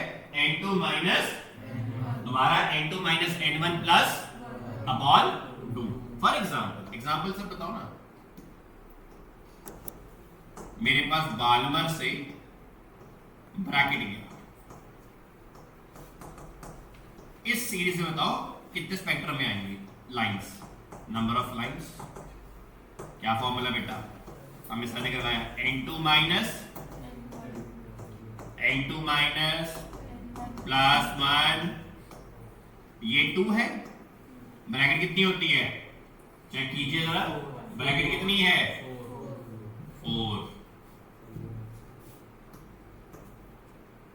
4 minus 2 plus 1 upon 2 into 3 upon 2। कितनी लाइंस आ गई? लगा सारी क्लास को समझ? लगा सारी क्लास? तो सारा रिपीट कर रहा हूं मैं एक बार अग्रवाल जी। थर्ड स्पेक्ट्रम लग गया, ये लग गया। सीरीज लिमिट, सीरीज लिमिट क्या होती है? जब n2 क्या हो जाए, n2 क्या हो जाए, n2 क्या हो जाए, n2 क्या हो जाए, n2 क्या हो जाए, n2 क्या हो जाए, n2 क्या हो जाए, उस टाइम जो लाइन निकलेगी वेवलेंथ वो लॉन्गेस्ट वेवलेंथ, शॉर्टेस्ट वेवलेंथ होगी और मैक्सिमम एनर्जी होगी। यस और shortest wavelength energy, shortest wavelength energy, shortest wavelength energy. तो वहां पर n2 को क्या कर देंगे, इन्फिनिटी पुट कर देंगे। अगर मैंने n1 को क्या ले लिया, 1 ले लिया, तब एनर्जी जो होगी मिनिमम होगी, बट जो वेवलेंथ होगी क्या होगी, मैक्सिमम। करेक्ट है।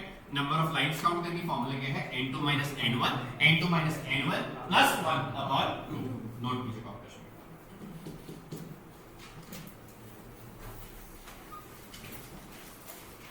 हम इसके न्यूमेरिकल प्रैक्टिस भी करेंगे इस टॉपिक के बाद, जो हम टॉपिक करने लगे very important topic hydrogen spectrum की तरह। नेक्स्ट हमने कितने मॉडल ऑफ एटम्स पढ़ लिए, और रदरफोर्ड पढ़ लिया, बोह्र थॉमसन पढ़ लिया। थर्ड पढ़ लेंगे बेटा, कौन सा मॉडल होगा, बिल्कुल ठीक है, Bohr's Danish atomic model of an atom.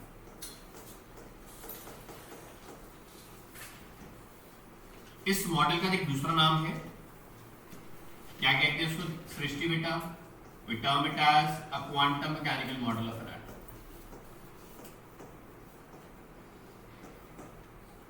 क्या कहते हैं, quantum mechanical model of an atom. Correct है सारे क्लास, बोलिए करेक्ट। मॉडल का नाम क्या है, बोहर, और दूसरा नाम क्या है, quantum mechanical model of an atom. ये मॉडल इन्वेंट क्यों हुआ, मैंने पिछली क्लास में करवाया था, आज दोबारा करवा देता हूं। ये कौन है, एटम, गुलाटी बेटे। ये कौन आया हमारे पास, न्यूक्लियस। यहां पे प्रोटॉन्स, यहां पे न्यूट्रॉन्स, यहां पे रदरफोर्ड क्या गया, ये रेडिएट क्या करते हैं, एनर्जी। रदरफोर्ड क्या क्या गया, ये क्या रेडिएट करते हैं, एक टाइम आएगा जब इनकी सारी एनर्जी खत्म हो जाएगी, तब अगर एनर्जी खत्म होगी क्या करेंगे, बीच में अट्रैक्ट करते हैं, अट्रैक्ट करने के बाद मिलप्लेट क्या कर जाएंगे, कोलैप्स कर देंगे, बीच में गिर जाएंगे, स्टेबिलिटी खत्म हो जाएगी। बोर कहते हैं तो सरासर गलत मॉडल है। ये कौन सा मॉडल था, और रदरफोर्ड। और रदरफोर्ड जो मॉडल था ये स्टेबिलिटी एक्सप्लेन नहीं कर पाया, फिर बोर ने क्या कर दिया, स्टेबिलिटी आ गई, तो देखना पड़ेगा। बोहर कहता ये एटम है भाई, पहली बात तो ठीक है, अंश ये एटम हो गया, अंश भाई ये वाला न्यूक्लियस हो गया, न्यूक्लियस आ गया। कहता हम इसके बाहर हम कुछ शेल्स बनाएंगे, पहली शेल, दूसरी शेल, और शेल चलती रहेगी। ये शेल्स जो होंगी इनके पास एनर्जी होगी, करेक्ट है। इनके पास क्या होगा, ये प्रोटॉन्स आ गए, ये न्यूट्रॉन्स आ गए, यहां इलेक्ट्रॉन्स आए, यहां भी इलेक्ट्रॉन्स आए। कहता ये जब भी इलेक्ट्रॉन्स की एनर्जी रेडिएट करेगा और कम करेगा, उस टाइम ये एनर्जी उसको और सप्लाई कर देगा। ठीक है मेरे प्यारे बच्चों, उसको एनर्जी क्या कर देगा, और सप्लाई कर देगा। हाँ जी ma'am, good afternoon. Hello hello, हाँ जी मैम, गुड आफ्टरनून जी। की हुआ, व्हाट हैपेंड जी?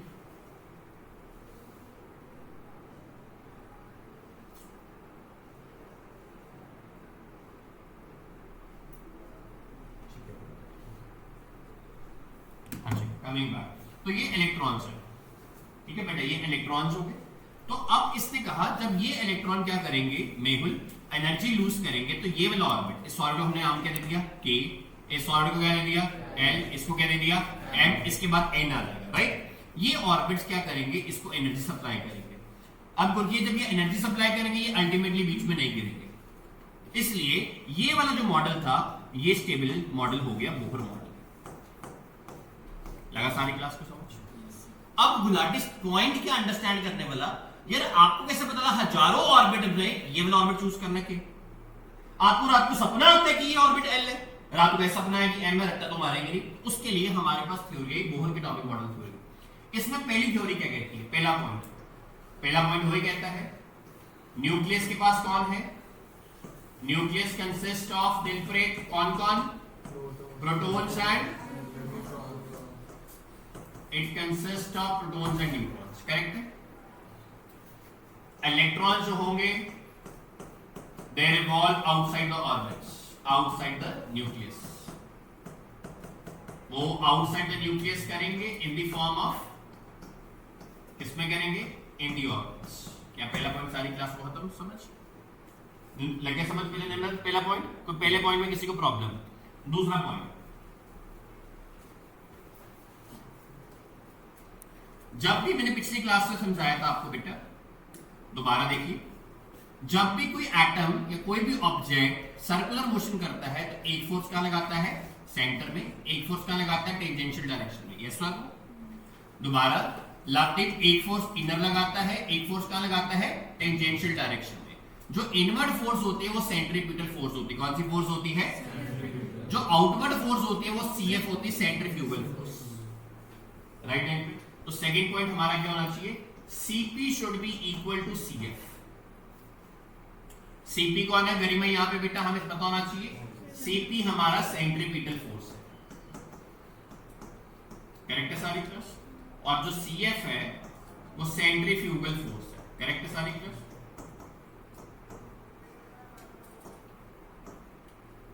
अब जो सेंट्रीपिटल फोर्स है ना मेरे प्यारे बच्चों, ये होती है फोर्स ऑफ अट्रैक्शन, किसके बीच में, between the electrons and the nucleus.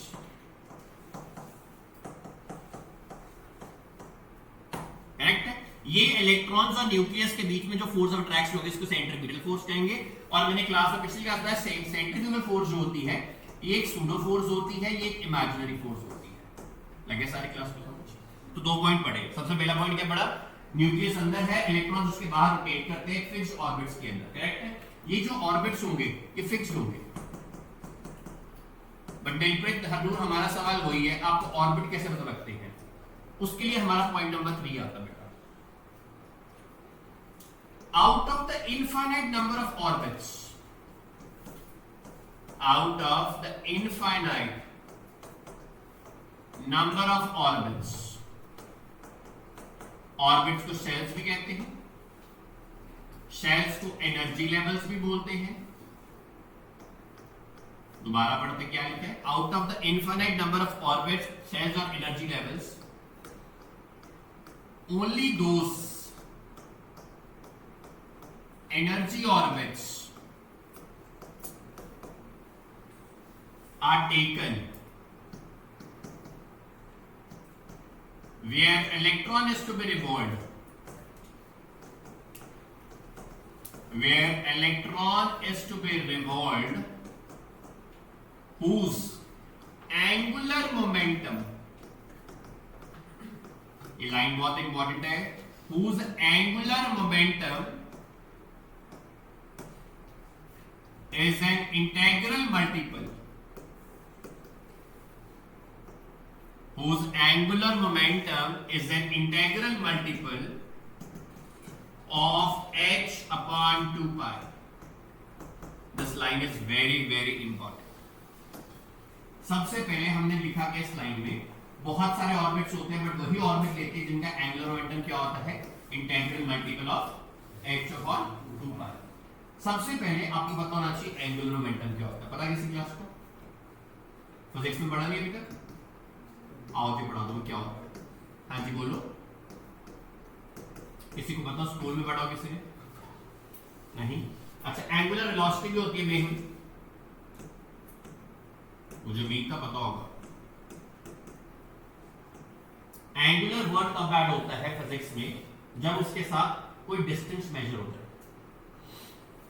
Distance attach होता है, क्या अटैच होता है, वेलोसिटी है ना, ये वेलोसिटी नहीं होगी, velocity into distance, r is the distance, इसको एंगुलर वेलोसिटी कहते हैं। मोमेंटम क्या होता है, mass into velocity, angular momentum अंश क्या कर देंगे, जब डिस्टेंस को ऐड कर देंगे तो क्या बन गया, वेलोसिटी क्या होगी, लगा सारी क्लास को?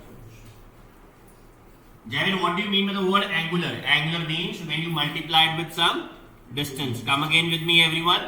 What do you mean by the word angular, Srishti? When you multiply it with some distance. For example, ये देखिए फिजिक्स में टॉर्क पढ़ते हो, जो आईसीसी पढ़ते हैं, ये this is you applying the force.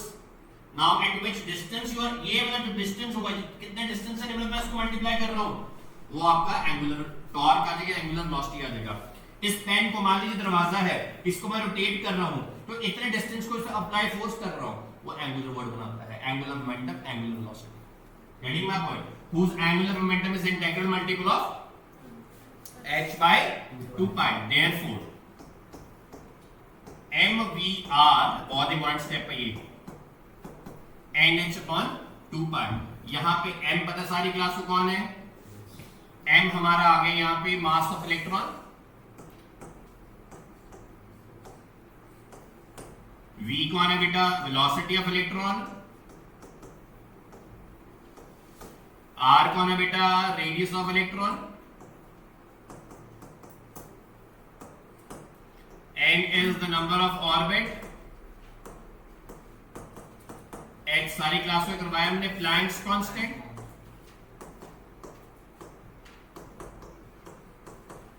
which is 6.624 10 raised to power minus 34 joule per second और 6.624 10 raised to power minus 27 joule per second. बोलो अर्थ पर सेकेंड.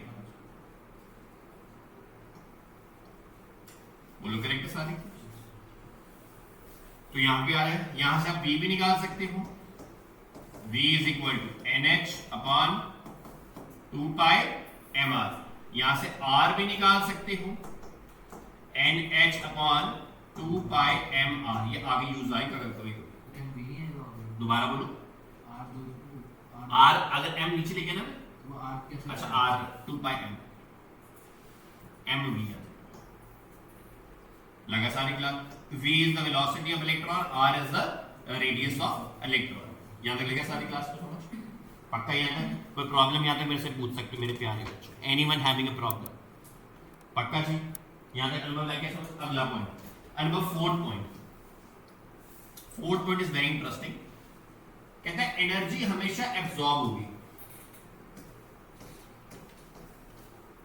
एनर्जी एक टाइम एब्जॉर्ब होगी और एनर्जी जो है एक बार एमिट होगी.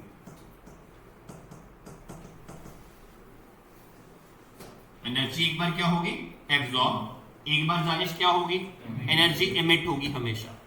कब एब्जॉर्ब होगी? जब सुप्रीत जो इलेक्ट्रॉन है वो जंप करेगा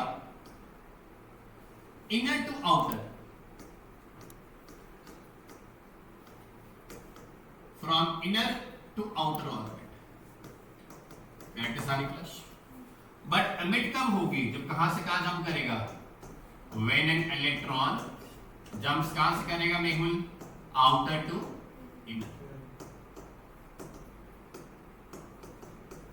लगा सारी क्लास को समझ? मेरे प्यारे बच्चों लगा सारी क्लास को समझ? दोबारा पढ़ते हैं. एनर्जी एब्जॉर्ब होती है जब कहां जाता है? Inner to outer. और एमिट करता है अग्रवाल जी जब कहां से कहां है? आउटर से इनर. लगे सारी क्लास को समझ? दो एटम की इलेक्ट्रॉन की स्टेट्स होती है.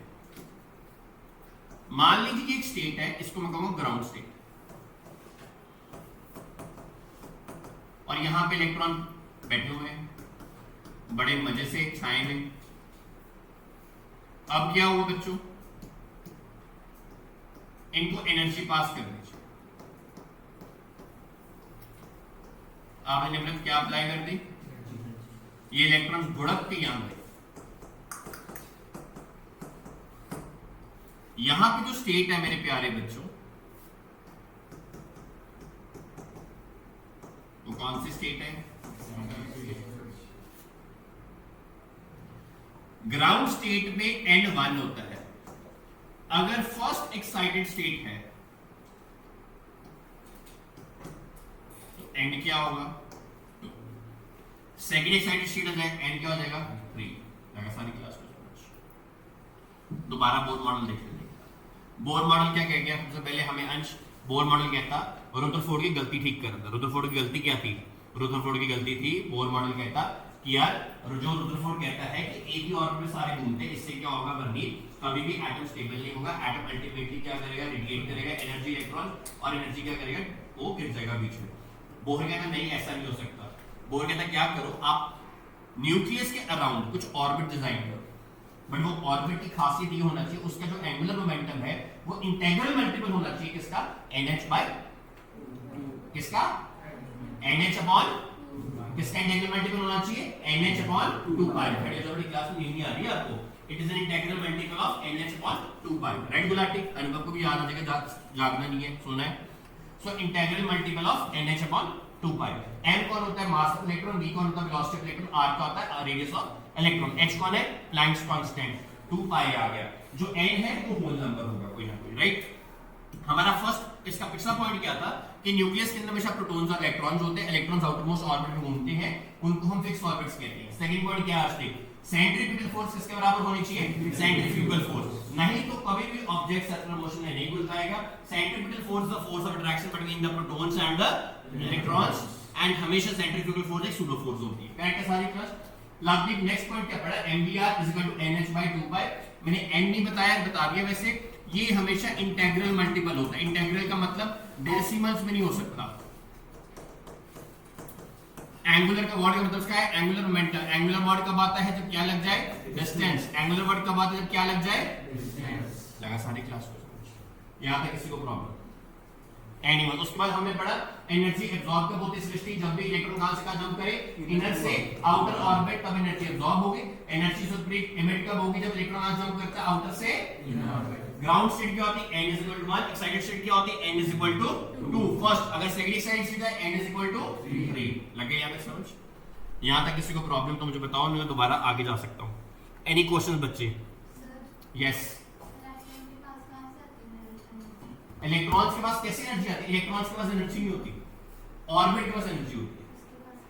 Yes, very important question. उसने क्या कहा लाइन पर? कहता है मेरे पास हजारों लाखों होंगे, बट उसके पास ही एनर्जी होगी और मैं उसको ही चूज करूंगा जिसका एंगुलर मोमेंटम किसके बराबर हो? इंटीग्रल मल्टीपल ऑफ h/2 पाई। ये बात समझ रही है? बहुत सारे ऑर्बिट्स हैं, सबके पास एनर्जी नहीं है। एनर्जी किनके पास है? जिनका एंगुलर मोमेंटम, उनकी एनर्जी आती है एंगुलर मोमेंटम से। जब वो मोमेंटम क्या होता है? Mass into velocity.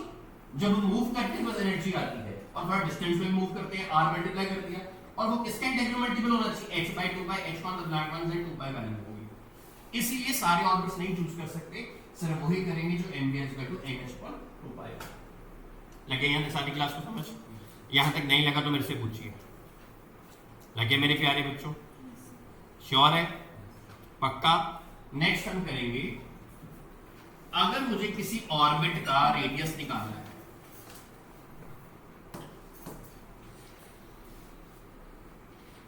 कैसे निकालना है? न्यूमेरिकल थोड़ा स्टार्ट हो जाएगा।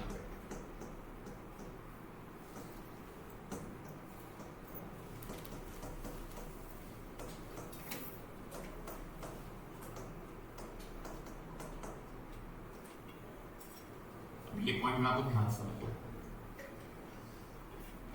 हमने पढ़ा पीछे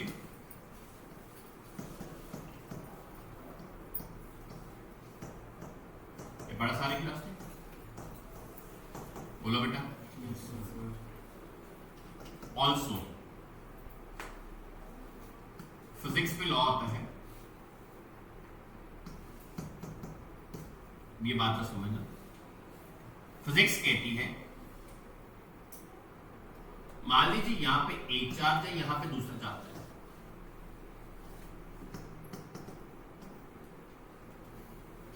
दो चार्जेस के बीच में डिस्टेंस है d या r, कुछ भी लो, फोर्स होगी, फोर्स ऑफ अट्रैक्शन। ये फिजिक्स कहती है it is directly proportional to product of the charges and inversely proportional to distance का स्केल। तो इसके कहती है force of attraction is directly proportional to the product of the charges. किसका product है? किसके इनवर्स होगा? डिस्टेंस। इस लॉ को कहते हैं electrostatic forces of attraction, class 2 का पहला चैप्टर है।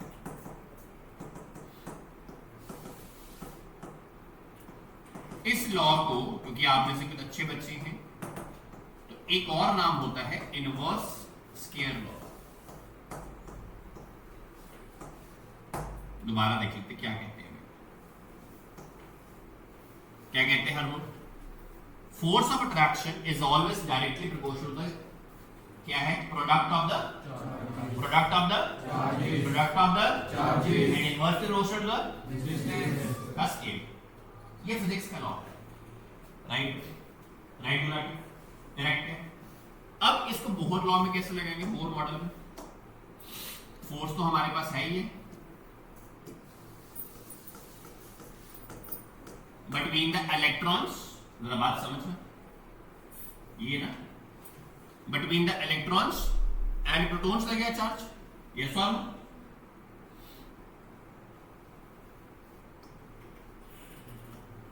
ZE पहला और दूसरा चार्ज कौन सा? E। बताओ क्या होता है? Upon R square.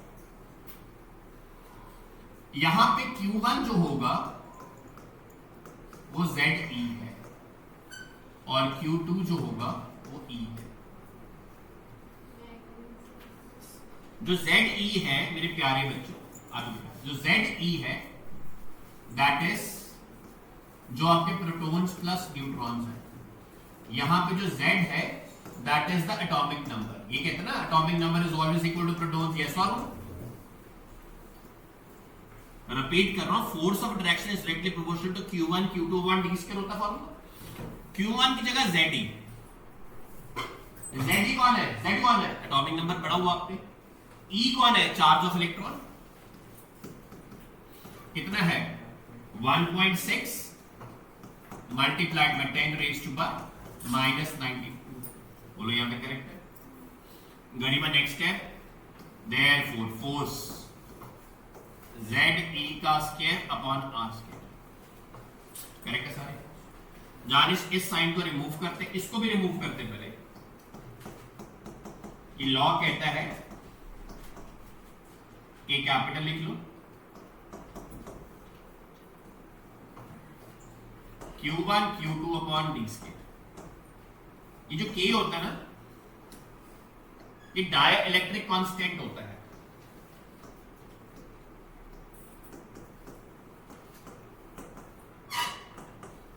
Dielectric constant, और K की वैल्यू होती है 1/4 पाई एप्सिलॉन। 1/4 पाई एप्सिलॉन, बोलो मेरे साथ, 1/4 पाई 1/4 पाई 1/4 पाई। लोग रट्टा लगवाएंगे, मैं रट्टा लगवा रहा हूं, बता रहा हूं, फिजिक्स में चैप्टर में आता है, इलेक्ट्रोस्टैटिक्स में सारा 1/4 पाई एप्सिलॉन। यहां K की जो वैल्यू है करनूर दीदी, ये जो वैल्यू है सृष्टि 9 × 10 रेज़ टू पावर 9 आती है, newton metre square upon coulomb square SI units में। और ये वैल्यू 1 होती है अगर CGS हो जाए, छोटे यूनिट्स हो जाए। K की वैल्यू, K की वैल्यू कितनी होती है? 1/4 पाई एप्सिलॉन। इसकी SI में कितनी होती है? 9 × 10 raise to power 9 newton metre square coulomb square, और 1 होती CGS। तो यहां से लिख सकता हूं मोलारिटी F इज इक्वल्स टू K Q1 Q2 upon D square. यहां से 1/4 pi epsilon Q1 Q2 upon D square. बोल दो एक बार यस और नो। यही यहां लगाना है। क्या करूंगा निम्रत? जैवेद करेक्ट है? नेक्स्ट,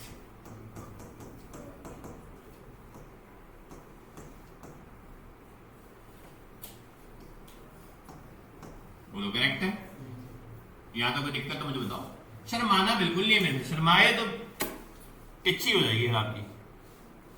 यहां तो कोई दिक्कत, इसको चाहे नाम ही लिखो तो कोई दिक्कत नहीं, तो इसको लिख सकते हो निम्रत और अनुभव।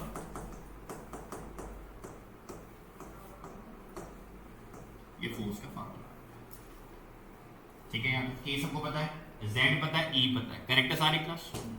यहाँ तक किसी को प्रॉब्लम तो बताओ, मैं वेट करो। इलेक्ट्रॉन -1.6 हाँ तो चार्ज ही है ना, तो चार्ज ज़्यादा ही है, करेक्ट है यहाँ तक। तो दोबारा बोल रहा हूँ, जो बच्चे पहले से पढ़ रहे हैं, हमने टॉपिक क्या पढ़ा? मोइटल ने to calculate the radius of, हमने पीछे पढ़ा है एंगुलर मोमेंटम का फॉर्मूला पढ़ा था, mvr = nh अपॉन, आपको 0. अब 1% आपको आईआईटी का मिल रहा है टेस्ट क्या होता है, mvr = nh/2π। ठीक, हमने फिजिक्स में एक लॉ पढ़ा, क्या लॉ था? लॉ का नाम क्या था? इलेक्ट्रोस्टैटिक फोर्स ऑफ, और आपके हाथों में खारिश हो रही है, इस भाई को नींद आ रही है, उस पे दीदी के साथ, पीछे वो वाले भाई को नींद आ रही थी पहले, तो मैं छोले खा रहा हूँ यहाँ बैठ के, मुझे कहीं छोले डाल के मैं वो खा लूंगा।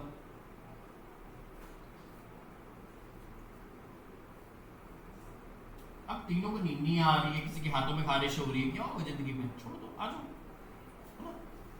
घर जाके कुछ समझ नहीं आता, लगेगा दूसरी दुनिया से यार टिक्की लेके आया नेटफ्लिक्स इंडिया पे कपिल शर्मा के साथ 192 कंट्रीज के अंदर। Force of attraction directly proportional to q1 q2 upon q1 तो पहली रानी मेरी, हाँ मैं q1 की मेरी पहली रानी, q2 मेरी दूसरी रानी, ऐसा तो नहीं है। q1 q2 upon d square, q1 मतलब q2 product of two charges, q1 q2 charge होते हैं। इसको साइन को रिमूव करने के क्या डालना है? a। इस कांस्टेंट का नाम क्या है? इसकी वैल्यू फाइंड, इसका फायदा क्या होता है? जानिस बचपन में आपने पढ़ा है पानी इज अ गुड सॉल्वेंट, पढ़ा है? पानी इज अ यूनिवर्सल सॉल्वेंट, पढ़ा है बचपन में? मम्मी ने बचपन में कहा होगा बेटा रोज पत्थर के ऊपर पानी में डालो उसमें शेर होता है। कहानी एक कहावत सुनी कि इसलिए मुझे नहीं पता कि कहावत है घर की, एवरीडे मम्मी कोई काम ना आप सुना, मम्मी कहते रोज मेहनत करो, रोज पत्थर में पानी डालोगे उसमें शेर होता है। भाई पानी में ऐसा क्या है? दुनिया में अकेलौता पानी ऐसा सॉल्वेंट है जिसका हाईएस्ट डाइलेक्ट्रिक कांस्टेंट होता है, इसलिए जो भी डाल दो पानी में वो घुल जाता है, मतलब उसकी फोर्स ऑफ अट्रैक्शन बड़ी स्ट्रांग होती है। तो K हाईएस्ट होता है उसका। कमिंग बैक, K की वैल्यू क्या है? 1/4 बोलो मेरे साथ, 1/4 मजा हो, मजा है पक्का ना? 1/4 इसकी वैल्यू कितनी है SI में? 9 × 10⁻⁹। मेरा काम थोड़ा पीपा जी का 12वीं काम है, मैं फिर भी करवा रहा हूँ। 9 × 10⁻⁹ newton metre square coulomb square. Units and dimensions पढ़ा ना, तो न्यूटन इसका आ जाएगा, मीटर स्क्वायर इधर आ जाएगा, कि सी स्क्वायर नीचे आ जाएगा, यूनिट लग गया। लगा समझ? सीजीएस में यूनिट कितना है? 1। अब यही यहां लगा दो, ये q1 की वैल्यू है, लिख दी मैंने, ये सॉल्व।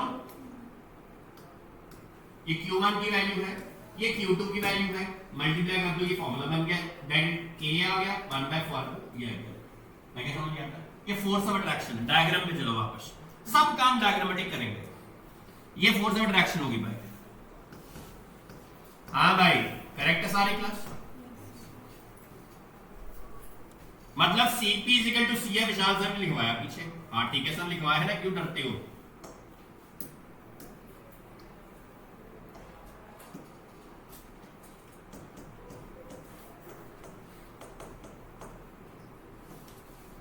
CP आ गई, बोलो करेक्ट है? CF बताया था सेंट्रीफ्यूगल फोर्स होती है, सूडो फोर्स होती है, कौन सी फोर्स होती है? सूडो। मतलब रात को अपने दो चाटे के मार दे, सूडो है ना, सो रही हो जगा दे, तो कौन सा होगा? सूडो फोर्स होगी। कौन सी फोर्स होगी? Pseudo force. जाग रहा है भाई पक्का? CF सेंट्रीफ्यूगल फोर्स वो होती है mv² अपॉन r के बराबर। किसके बराबर होती है? अब यहां से r निकाल दो और v की वैल्यू पुट कर। एक और बात, आपने v की वैल्यू निकाली थी पीछे, यस और नो? ये 1 ले लो, ये 2 ले लो, ये 3 ले लो, एक v को निकाली, ये वैल्यू वहां पुट कर दो। Since v = nh upon 2πmr, कहां से? फ्रॉम 2। बोलो करेक्ट है? बोलो भाई। ये 4 ले लो, therefore k z e² upon r² m अगर मान लीजिए डी की वैल्यू डाल दीजिए NH/2πmr whole square into 1/r। Correct है सारे? डायरेक्ट रट्टा भी मार सकते फॉर्मूले को। मैं डेरिवेशन क्यों कर रहा हूं? आईआईटी में, नीट में, एम्स में डेरिवेशन में सवाल आते हैं।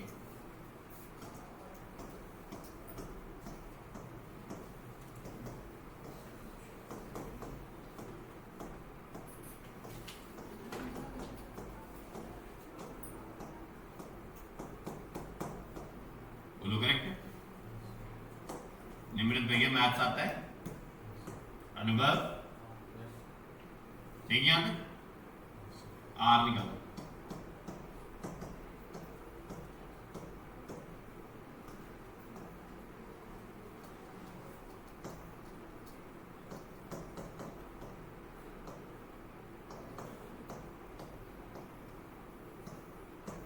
बोलो करेक्ट है सारी क्लास? मैथ्स है करेक्ट सारी क्लास? एच की वैल्यू डालो।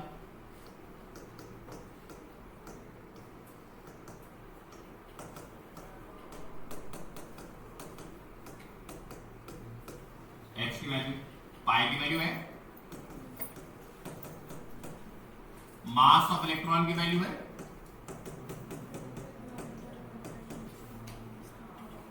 के की वैल्यू विशाल से देकर भाई,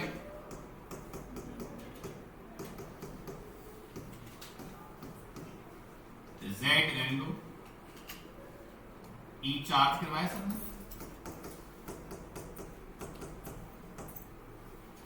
ये सारी वैल्यू पुट कर दो, अंश वैल्यू पुट कर दो।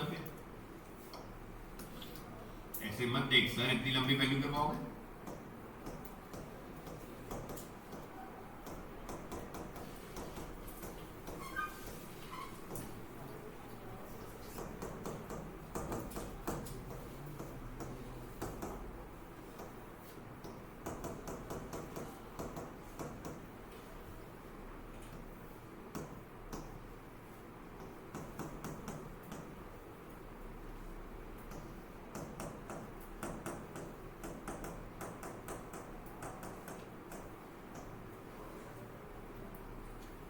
अब सबको सॉल्व करो,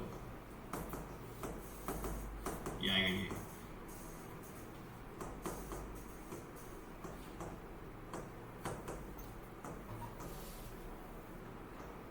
आर एन का फॉर्मूला। क्या फॉर्मूला आएगा? 0.52 n into n square upon Z angstrom.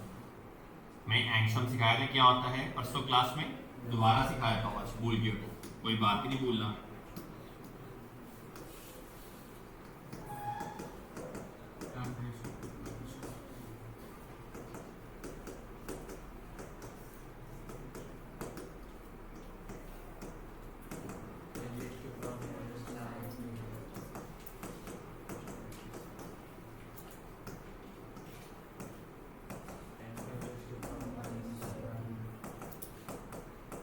अब ये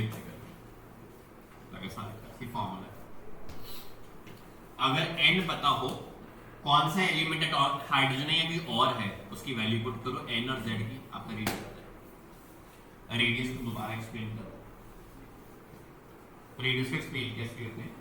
हमने लिया सबसे पहले एंगुलर मोमेंटम। एंगुलर मोमेंटम का फॉर्मूला के साथ हुआ है mvr = nh upon mvr = nh upon mvr = nh upon mvr = nh upon m कौन है जानिश? मास। किसका मास है? मेरा क्या आपका? इलेक्ट्रॉन का। v कौन है बेटा? वेलोसिटी। r कौन है? n कौन है? Number of orbit. h कौन है? पाई की वैल्यू पता है, लग गया। अब मैंने आपको पहले फिजिक्स का लॉ सिखाया, रट्टा नहीं लगाऊंगा। फिजिक्स का लॉ है electrostatic force of attraction, plus 2 का पहला चैप्टर है। यहां इस लॉ को एक इन्वर्स कर दो। क्या कहता है? अगर दो सब्सटेंसेस पड़े, इन दोनों में से फोर्स ऑफ अट्रैक्शन होगी, इन दोनों का product of charges multiplied divided by the distance का स्क्वायर। इस साइन को रिमूव करें, डायरेक्टली प्रोपोर्शनल को k लगा दो। की कौन है मेरा अंकल? बोलो। डाइलेक्ट्रिक कांस्टेंट वैल्यू कितनी है पता नहीं, 9 × 10⁹ न्यूटन स्क्वायर पर कूलम स्क्वायर। सीजीएस में कितनी? 10 कितनी है? 1। लगे समझा? ये लॉ है ना। Q1 ZE Q2 E लगा Z कौन था? O zebra Z atomic number protons के बराबर होता है Z E square upon R square K लगा दिया मान ये बन गया पहला फॉर्मूला। अब ये था सेंट्रीफ्यूगल फोर्स भैया सेंट्रीफ्यूगल फोर्स में तो है सेंट्रीफ्यूगल फोर्स किसके बराबर है गुलाटी भाई नींद पूरी हो गई है mv स्क्वायर अपॉन R ठीक है पिक्चर देख जाते ना इससे मुझे सोचते हैं mv स्क्वायर अपॉन R यहां से वेलोसिटी का वैल्यू पुट कर दिया हमने कितनी वैल्यू है n is upon 2 pi m r calculation कर तो r का वैल्यू आ गया वैल्यू x की वैल्यू पुट करो m की वैल्यू पुट करो k की वैल्यू पुट करो e की वैल्यू पुट कर दो आपका आंसर कितना आ गया 0.529 into n square upon z angstrom लगा सारे क्या अगर मीटर में लगाना है मुझे लगता है आप लगा सकते हो into n square upon z into 10 raised to power minus 10 meters लगा सारी क्लास समझ पक्का या तो कोई डाउट है मेरे से पूछ सकते हो मेरे प्यारे हाँ जी बोलो बोलो सेंट्रीफ्यूगल फोर्स होती है सेंट्रीफ्यूगल ये है फोर्स ऑफ अट्रैक्शन ठीक है पक्का और किसी के सवाल anyone who wants to ask a question is please allowed to ask me नहीं है पक्का नोट कीजिए मेरे प्यारे बच्चों